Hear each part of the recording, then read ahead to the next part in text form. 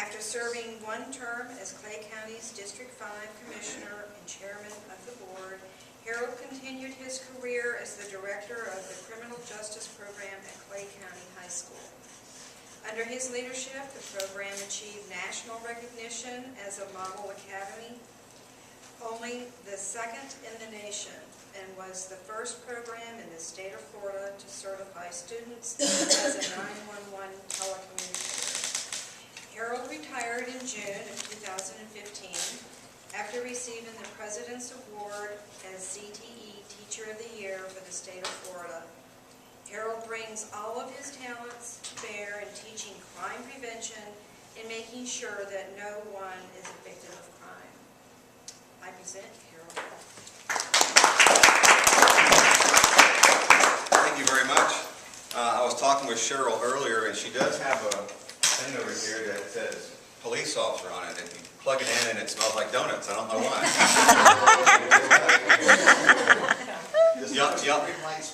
That's right. You know why police officers eat donuts?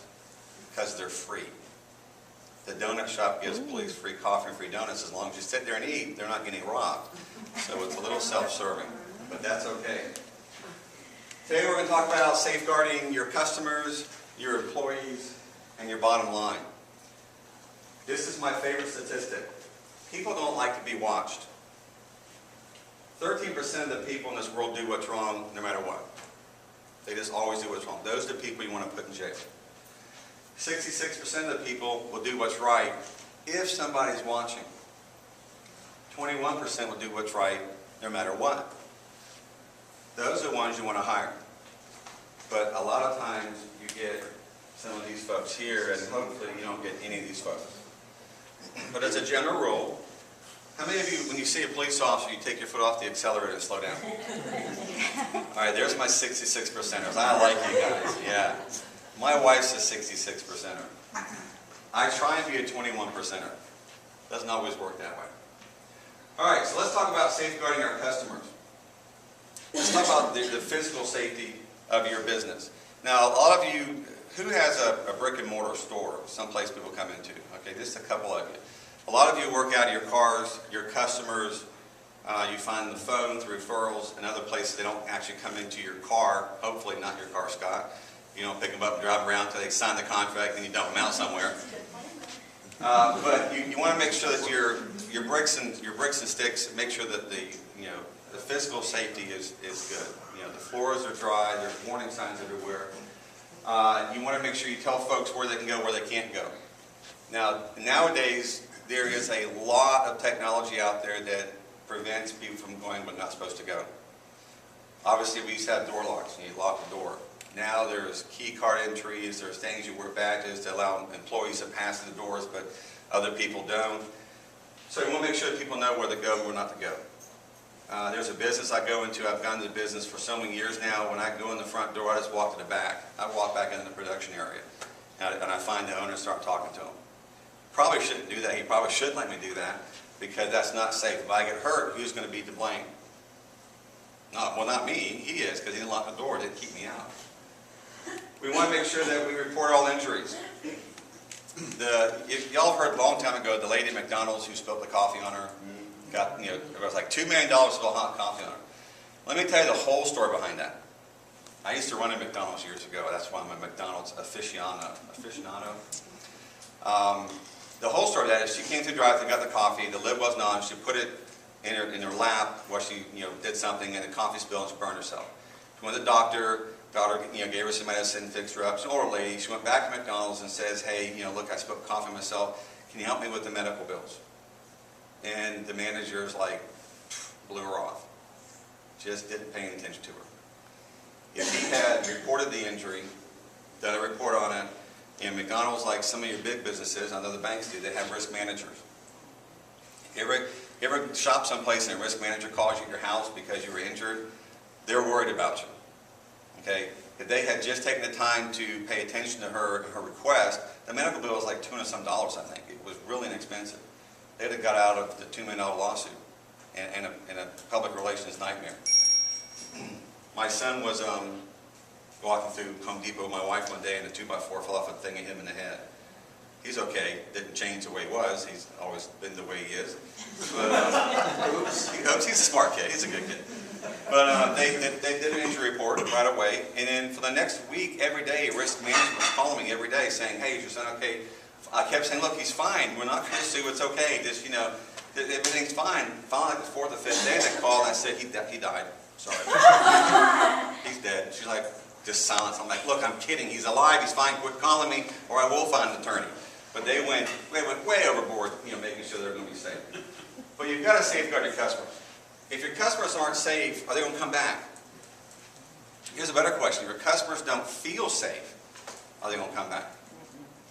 How many of you shop, well, I should mention retail stores, shouldn't I? How many of you shop at large areas with lots of stores in it that has a food court? How many of you go and feel safe at any of the local ones? I had a lady tell me she doesn't shop at our local one up here on Blanding because she doesn't feel safe. She goes to the Avenues. I almost told her and I didn't, but the Avenues is a lot worse than our local establishment. I know Regency shut down now. Regency was even the worst. If you don't feel safe, you're not going to go. If you're in a place, a location where customers don't feel safe walking in, they're not going to come back. So you've got to protect that image anyway. It might not be reality, but perception is reality. So you've got to protect that. Let's talk about safeguarding employees. How many would you stand in front of your employees and defend them? Okay, nobody. All right. You've got to protect your employees. Just like your customers, if your employees don't feel safe coming to work, are they going to work for you? You can have the best medical plan, retirement plan, pay the best wages, but if the employee doesn't come to work and feel safe, they'll go take a job for half the price. Guarantee you. But if you have a safe environment, a good working environment, and you've all had those jobs where you go to work going, oh my gosh, I don't want to go to work. And it's not because of the job, it's because of the people you work with, the environment. You'll take a job paying less because you feel better, you feel happy, you feel more comfortable going to work.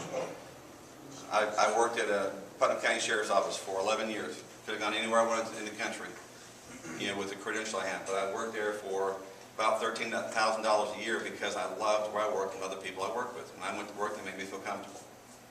Now, I always didn't feel safe going to work, but, you know, that's kind of relevant. But you've got to safeguard your employees. Policies. If you've heard me talk before, I think the number one failing of all businesses is policy. If you're a one-man show, who's a one-man show? Anybody have, they're the only employee, then me and self-I? You're it, okay? You probably don't have to have policies to tell yourself what to do. But if you've got an employee, at least one, you better have some written policy somewhere. You have an employee? Okay. How many employees you have? 5. 5. Okay, you should have a policy manual. It doesn't have to be big and extensive, but how do they call in sick? What do they do? How they, you know, in your business, you are cleaning experts. Okay, so you go into a house and they find drugs in the house, cleaning. What do they do? Is there, you have a policy to have a procedure for that? What do you say? Which pocket? What? I mean, what do you do? You know, your employees come to work at the bank. Who's the first employee that shows up at work? Do you walk into the bank by yourself in the morning? Or do you wait for someone else to walk in with you? You have a policy for that. In the evenings, it gets dark now at 5:30. You know, so now you're getting out of the bank at 5 o'clock. And do you walk out by yourself? I've mentioned before the young man that was killed up in Jacksonville taking trash out of the restaurant at 11 o'clock at night. Tragic accident. There should have been a policy about doing that. You shouldn't be allowed to do that at night. I worked at McDonald's. I managed McDonald's for 4 years. And our policy was after it got dark, you didn't take trash out of the dumpster. You stack it by the back door, and the morning crew comes in, they take it out in the morning when it's lit daylight. There was no policy, though, on how to walk out to your car at night when you got off work. I walked out at 1:30 in the morning after working the night shift, and I left 2 maintenance guys inside, and I met 3 guys in a 12-gauge shotgun in the parking lot. They beat me, robbed me, 4 plates and 20 screws in my face, and I gave them $8,000 out of the safe after they regained consciousness and took me inside to open the safe up. We had no policy on how to walk out. If the 2 other employees were standing at the door when I walked out, they could at least come back inside and call 911, and the robbers hopefully would have fled. You gotta have a policy. You gotta safeguard the employees. The employee gets hurt, where's that money come from? Your bottom line, right? Comes from you. Customer gets hurt, where's that money come from? Comes from you. Now, there are things called reinsurance and things like that, but it stuff comes out of your pocket, and it comes out of your reputation. Hey, did you hear that? Somebody got robbed at the store over there. Oh, I'm not shopping over there anymore. You know? Oh my gosh. Maybe have customers like that. You might get mad because it didn't smell the way they thought it was going to smell. This smells like donuts! Okay? How many work in customer service? I know, Scott, you do. You guys in the bank do. Okay? I mean, is the customer always right? Oh, yeah. Customer is always right. Until what? Until you hang up the phone. I love restaurant business. That was my very first job. My very first job was making salads at a really nice restaurant. And I stayed in restaurant for most of my career. I became a police officer. So I love restaurant analogies, but Chick-fil-A has the best model in the world. I had my family of 6. I have 4 kids, and my wife and I. We're pretty sure a couple of those are ours. And they're all ours. And we got our big tray, 2 big trays of food. We sat down, and somehow I missed a sandwich for me. I didn't get me a sandwich. I probably didn't order it. It's probably my fault. I walk up front and I say, ma'am, I think I forgot to order a chicken sandwich.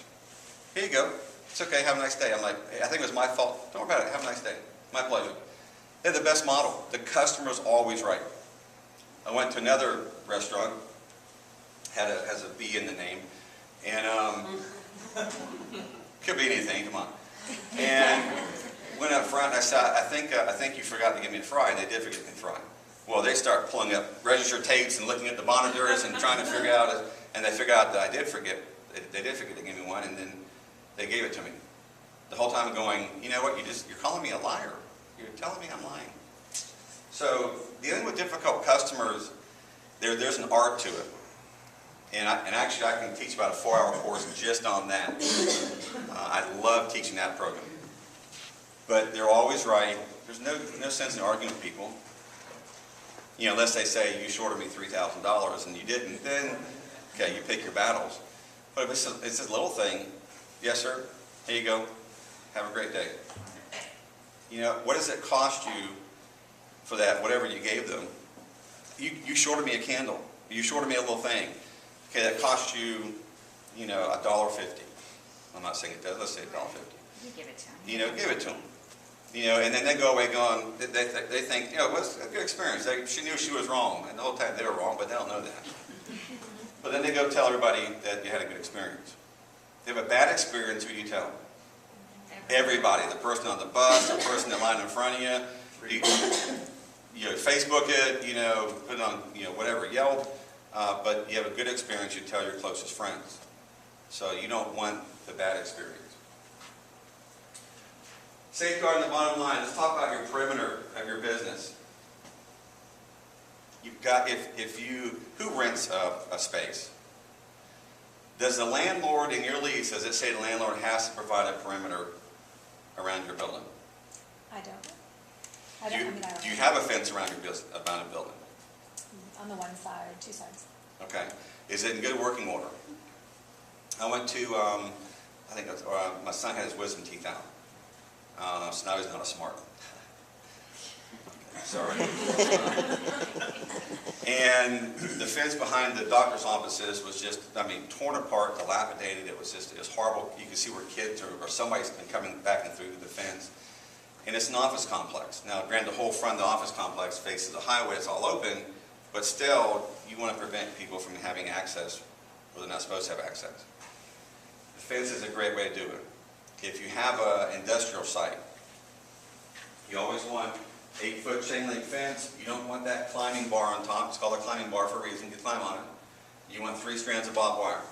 Without the climbing bar, it's hard to hang on and get over, and it really makes it difficult for people to get in and out of your fence there. Make sure you have a good fence. Make sure your fence can be seen through, because that way people driving by, walking by, they can see through the fence and see your business and make sure nobody is breaking in. Again, people don't like to be watched. If they're being watched, they'll do what's right most of the time. Exterior locks. Anybody have a lock like this, where you have the little punch codes? Okay, did you know there's a default to that?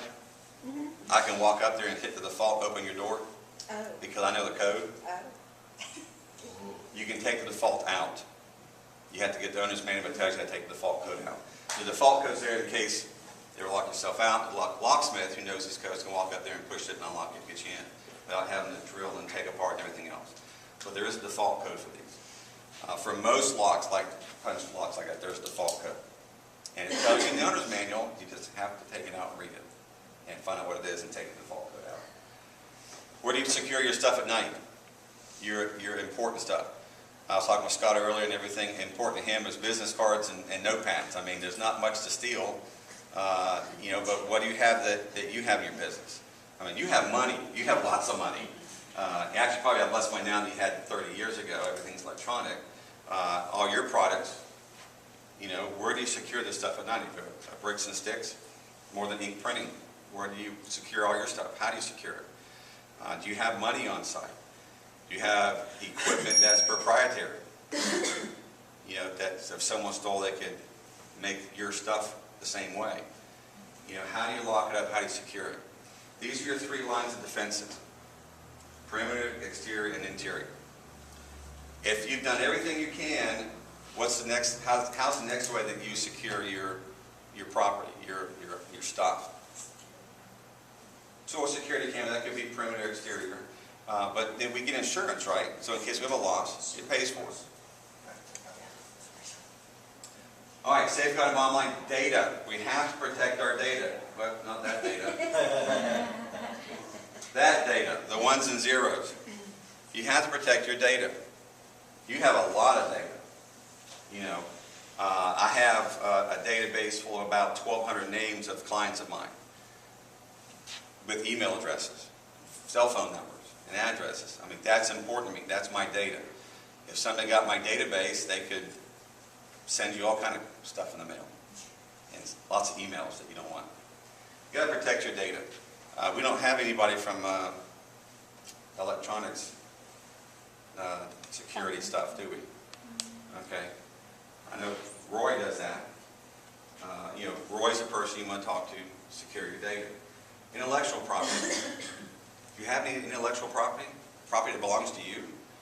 Your logo, your a slogan, whatever. Anybody heard of the band called Molly Hatchet? You know who the lead guitarist is? His name's Bobby Ingram. Bobby lives in Lake Asbury on the south, I think it's South Lake. South Lake. Real nice guy. Beautiful long blonde hair down to ear. Great guy. And I called up, he called me the other day, he saw my truck, he called me up, he said, "Harold, what are you doing?" And I said, "I'm just out hanging out, campaigning." I said, "What are you doing?" He goes, "I'm in law school." I said, "You're in law school?" He's the typical metal band, I said, "Okay, what are you doing in law school?" He goes, I couldn't find somebody, a lawyer, to protect my intellectual property.